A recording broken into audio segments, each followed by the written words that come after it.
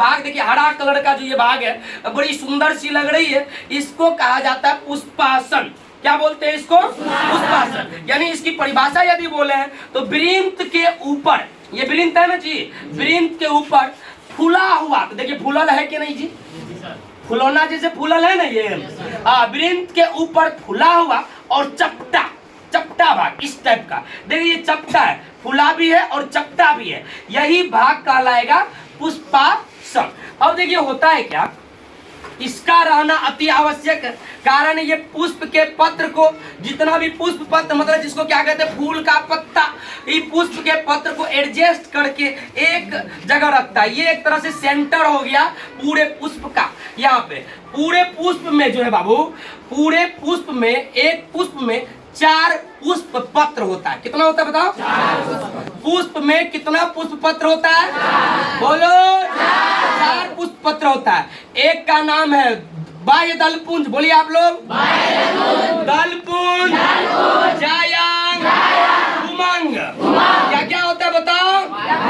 बाह्य दलपुंज, दलपुंज, जायांग और क्या? पुमंग। बोलिए आप लोग, जोर से बोलिए। बाह्य दलपुंज, दलपुंज, बाह्य दलपुंज, दलपुंज, जायांग, पुमंग।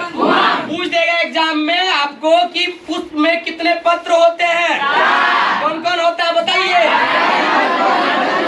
बाह्य दलपुंज, दलपुंज, जायांग और क्या? पुमंग। अब इसमें देखिए आइए, बड़ी ही सुंदर सी बात है। अब इसमें कहिएगा इस पुष्प में, इसको कवर कीजिए, इसमें क्या क्या पत्र है? 4 पत्र कहाँ होता है? सबसे देखिए ये पुष्पासन के ऊपर में ये जो भाग है ये सबसे बाहरी पत्र है। ये सब देखिए बाहरी पत्र है, ये सब चारों तरफ जो ये पत्र है ये बाहरी पत्र है, इसको कहा जाता है बाह्य दलपुंज।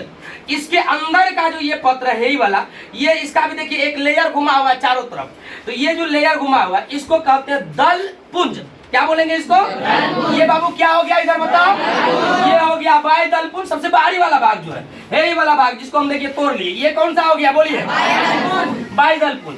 इसके बाद एक और परत होती है ये, इसको कहा जाता है क्या? दलपुंज। इसके अंदर में जो है ये सबसे अंदर में है, देखिए पूरा चिपका हुआ है एक दूसरे में, देख रहे ना पूरा, जिस तरह आप लोग देखे हैं, आप लोग जैसे चिपकते हैं ना, अभी चिपकते नहीं, चिपकिएगा, इसी प्रकार से ये देखो पूरा ज्वाइंट है, ये थोड़ा सा भी हट्टा उट्टा नहीं है, इसको देखिए इसमें घुस नहीं रहा है उंगली। ई हुआ जायांग और क्या? पुमंग। क्या है ये? तो पुष्प में कितने पत्र होता है बता? कौन कौन सब होता है? समझ में आ रही है बात? अब बाह्य दलपुंज क्या हो गया? पुष्प के सबसे बाहरी पत्र को बाह्य दलपुंज, दलपुंज भी कहा जाता है पुष्प के बाहरी पत्र को, मतलब सबसे बाहरी नहीं लेकिन बाहरी पत्र को क्या कहा जाता है? दलपुंज। और देखिए इसका यदि बात करें जायांग और पुमंग का, तो जायांग जो है ना पुष्प का, जायांग पुष्प का मादा भाग है। कौन सी भाग है? मादा। मादा मतलब स्त्री भाग है, वो स्त्री पत्र है वो। उसके बाद पुमंग की यदि बात की जाए तो पुमंग जो है ना पुष्प का नर भाग है। कौन सा भाग है बताओ? नर। नर भाग है। तो जायांग हो गया आपको मादा भाग, अब पुमंग हो गया आपको क्या? नर भाग। पुष्प का पूछ देगा एग्जाम में कि पुष्प का नर भाग कौन है, क्या बताओगे? जायांग है नर, उमंग, उमंग ना है। कलफाड़ा में एक चाट लगेगा ना, सब चीज बोल दीजिएगा, ध्यान भटकना बंद हो जाएगा। सबसे बाहरी भाग हो गया आपको बाह्य दलपुंज, और उसके भीतर का जो मतलब उसके अंदर का क्या हो गया आपको? दलपुंज। अच्छा पुष्प का नर भाग कौन हो गया? नर भाग जायांग हुआ, पुमंग। अब मादा भाग क्या हो गया? लाइव कुटेंगे ना तब ये लोग का कुटने का लायक है नहीं लोग? आप लोग कमेंट करिए कुटने का लायक है कि नहीं लोग। हाँ, पुष्प का नर भाग कौन हो गया?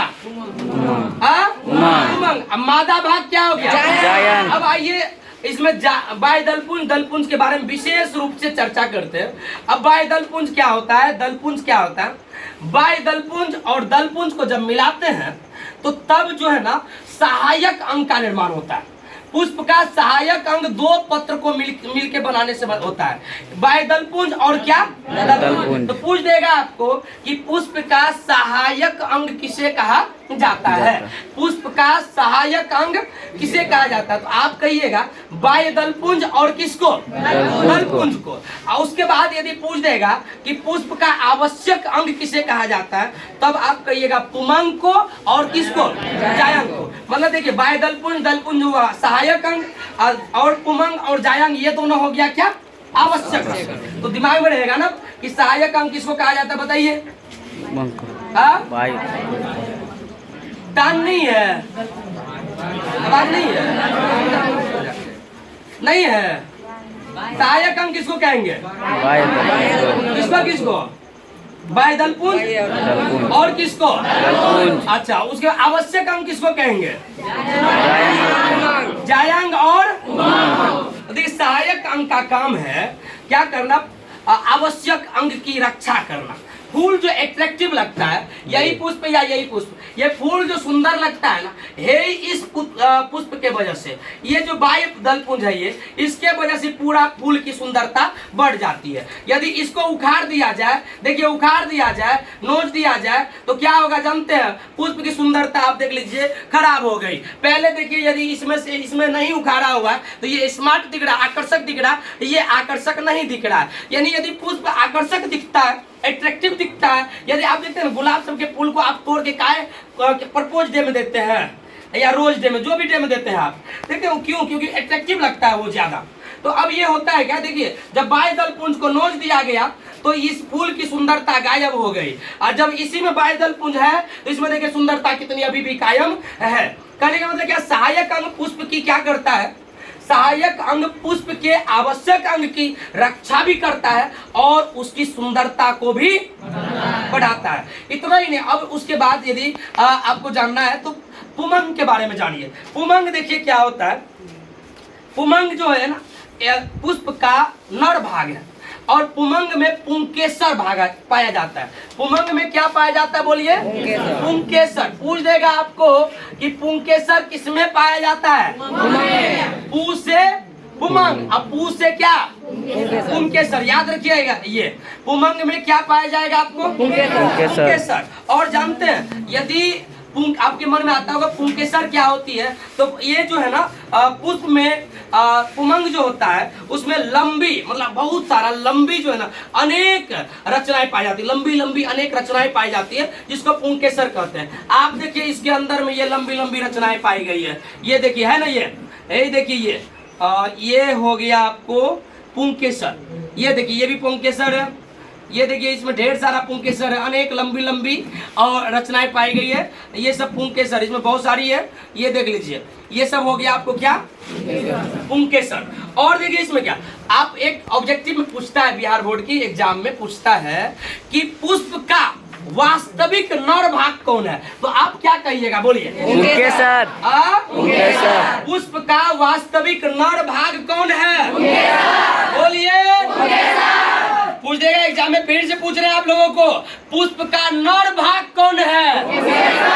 पुंकेसर है, पुमंग न है जी। पुष्प का नर भाग कौन हो गया? पुष्प का वास्तविक नर भाग कौन हुआ? अच्छा, पुंकेसर का दो भाग। पुंकेसर में कितने भाग? एक होता है तंतु और दूसरा का नाम है परागकोश। पुंकेसर में भी दो भाग, एक तंतु और एक क्या? परागकोश। अब तंतु किसको कहते हैं? ये देखिए अभी जो हमने तोड़ा था ये पुंकेसर है। अब पुंकेसर का है ही हुआ तंतु। ये तंतु देखिए लचीला है, देखिए पूरा कमर तेरी लेफ्ट राइट रे ना, ना ये देखिए पूरा ये जो है लचक रहा है, ये सब देखिए। इसमें यदि देखा जाए, ये देखिए लचीलापन कितना, देखिए ये पतली है, लचीला है और लंबा है, देखिए काफी लंबा है ये। हाँ, ये लंबा भी है, पतली भी है और लचीला है। ये यहाँ से यहाँ तक की ये जो भाग है इसको कहा जाता है क्या? तंतु। क्या बोलेंगे इसको? तंतु। क्या बोलेंगे इसको? तंतु। और तंतु के ऊपर में आप देखिए, अब स्पष्ट इसको दिखाने का आप लोग प्रयास कीजिए। ये तंतु के ऊपर में जो ये भाग है, यही देख रहे हैं, तंतु के ऊपर में देखिए गोला गोला गोल मटोल सा भाग है, और इस पे पीला पिठार है, जिसको यही है मैन, जो पुरुष में स्पर्म होता है ना, स्पर्म ऐसे ऐसे वही है। ये येलो कलर का होता है। इसको देखिए हाथ में लेने के बाद ये देखिए पीला कलर का लगने लगा है। ये इसको यदि देखिए हाथ में लेंगे, देखिए पीला कलर का होता है। नहीं तो आप अपने आसपास के अड़हुल का फूल लीजिए या किसी भी फूल लीजिए, किसी भी चीज का, और उसको ऐसे ऐसे करके देखिए आपके हाथों में येलो कलर का लग जाएगा। तो यही जो गोल मटोल सा है इसको बोलते हैं परागकोश। अब परागकोश में जो वो पाउडर होती है उसी पाउडर का नाम है परागकण। परागकोश में याद रखिएगा, परागकोश में पाई जाती है क्या? परागकण। क्या पाई जाती है? पूछ देगा आप लोगों को कि परागकण कहाँ पाई जाती है, कहाँ पाई जाती है। अच्छा, उतना ही नहीं। अब उसके बाद देखो कह रहा जायांग के बारे में यदि आप जानते हो तो पुष्प के मादा भाग, किस भाग को? मादा भाग को। मादा समझते हो ना, लड़की, स्त्री भाग। पुष्प के स्त्री भाग को कहा जाता है क्या? क्या कहा जाता है पुष्प के स्त्री भाग को? जायांग। अब जायांग के बारे में देखिए, जायांग पुष्प का मादा भाग है, यह स्त्री केसर से मिलकर बनता है। जायांग जो है पुष्प का कौन सा भाग हो गया? मादा भाग। और ये क्या चीज से मिलकर बनता है? स्त्री केसर से। अब प्रत्येक स्त्री केसर में 3 भाग। स्त्री केसर में कितना भाग? 3 भाग। एगो हो गया आपको अंडा से, एक भाग हो गया आपको अंडा से, पहला भाग हो गया आपको अंडा से, दूसरा भाग है आपको वर्तिका, और तीसरा भाग है आपको वर्तिकाग्र। मतलब क्या कि एक जायांग तो बना होता है स्त्री केसर का, चाहे वो एक स्त्री केसर का बनल हो या अनेक स्त्री केसर का क्यों ना बना हो। तो उसमें होता है क्या, स्त्री केसर को 3 भागों में डिवाइड किया गया। एक हुआ क्या? अंडा से, और एक क्या हो गया? वर्तिका, और एक क्या हो गया? वर्तिकाग्र। अब अंडाशय के बारे में जानो। स्त्री केसर के आधारीय भाग को, अब स्त्री केसर का आधारीय भाग वो देखिए क्या होगा। ये जो अंदरूनी भाग है टूट चुका है, ये देखिए ये हुआ स्त्री केसर का आधारीय भाग। ये जब तोड़िएगा ये आधारीय भाग हुआ, और इसी को कहा जाता है क्या?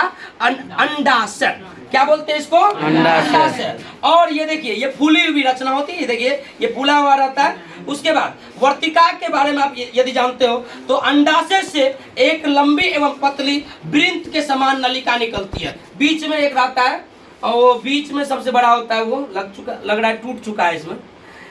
इसके बीच में ही एक बड़ा डंठल, ये वृंत के साइज का रहता है, उसको कहते हैं वर्तिका। और वर्तिकाग्र के बारे में, यदि वर्तिका के शिखर पर एक गोल मटोल रहता है रचना, उसको कहेंगे वर्तिकाग्र। आप याद रखिएगा, अंडाशय के भीतर में जो है बीजांड पाई जाती है, और बीजांड जो है ना आपको भ्रूण कोश में पाया जाता है। अंडाशय के भीतर बीजांड, अब बीजांड किस में पाई जाएगी बताओ? भ्रूण कोश में। अब भ्रूण कोश का विकास होता है कहाँ पे? अब भ्रूण कोश में पाया जाता है अंडाणु, यानी बीजांड में अंडाशय के अंदर पाया जाएगा बीजांड। अब बीजांड भ्रूण कोश के अंदर में पाई जाती है, और भ्रूण कोश में ही अंडाणु का निर्माण होता है। जय हिंद, जय भारत।